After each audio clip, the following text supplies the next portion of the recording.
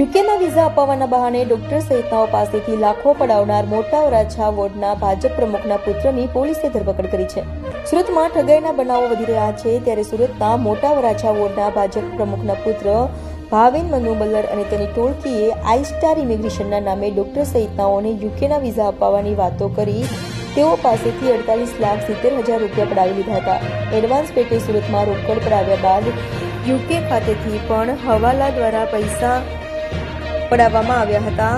Advance પેટે સુરતમાં રોકડ પડાવ્યા બાદ યુકે ખાતેથી પણ હવાલા દ્વારા પૈસા મેળવ્યા હતા. જોકે તેઓને શંકા જતા આખો ભાંડો ફૂટ્યો હતો, જેને લઈને ડોક્ટરે ઉત્તરાયણ પોલીસ મથકે ફરિયાદ નોંધાવતા ઉત્તરાયણ પોલીસે યુકેના વિઝાના નામે લાખો પડાવનાર ભાજપ બોર્ડ પ્રમુખના પુત્ર ભાવિન મનુ બલ્લરની ધરપકડ કરી વધુ પૂછપરછ હાથ ધરી છે.